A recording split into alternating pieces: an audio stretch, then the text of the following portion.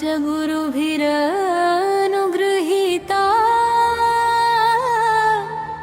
श्रीरस्तु।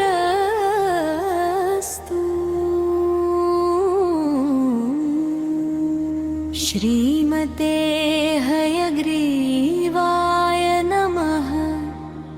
श्रीमते रामानुजाय नमः। अथ गोष्ठिगरिष्ठानामधिष्ठाय सुमेधसां वाक्यालङ्कृति वाक्यानाव्याप्यातारं नमामि तं। सायन्तनं ततः कृत्वा सम्यगाराधनं हरेः स्वैरालापैः नमामि तं। ततः कनकपर्यङ्के तरुणद्युम्नेद्युतो विशालविमलश्लक्ष्णतुङ्गतुलासनोज्ज्वले समग्रसौरभोद्गार निरन्तर दिगन्तरे सोपधाने सुखासिनं सुकुमारे वरासने। उन्मीलत्पद्मगर्भद्युतितलमुपरि क्षीरसङ्घातगौरं राकाचन्द्रप्रकाशप्रचुरनखमणिद्योतविद्योतमानम् अङ्गुल्यग्रेषु किञ्चिन्नतमतिमुरुलल्रम्यजामात्रियोगी दिव्यं तत्पादयुग्मं दिशतु शिरसि मे देशिकेन्द्रोदयालु।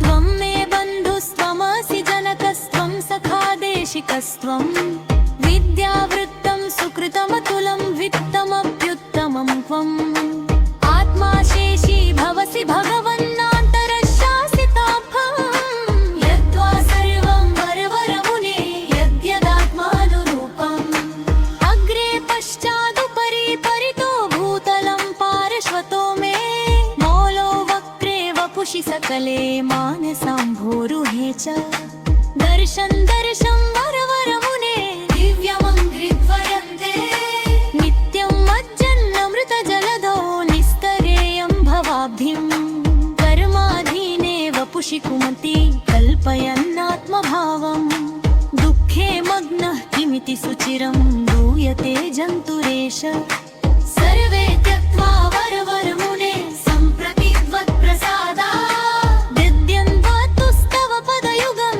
देहि मे सुप्रभातम्। या या वृत्तिर्मनसि मम सा जायतां संस्मृतिस्ते यो यो जल्पस्य भवतु विभो नाम संकीर्तनन्ते। या या दृश्च वपुषि भगवन् सा भवेत् वन्दनन्ते सर्वे भूयाद्वरवरमुने सम्यगाराधनन्ते। अपगतमदमानैरन्तिमोपायनिष्ठै रधिगतपरमार्थैरर्कामामानपेक्षै निखिलजनसुहृद्ने निर्जितक्रोधलोभै रववरमुनिभृत्यैरस्तु मे नित्ययोग। इति स्तुतिनिबन्धेन सुचितस्वमनीषिता।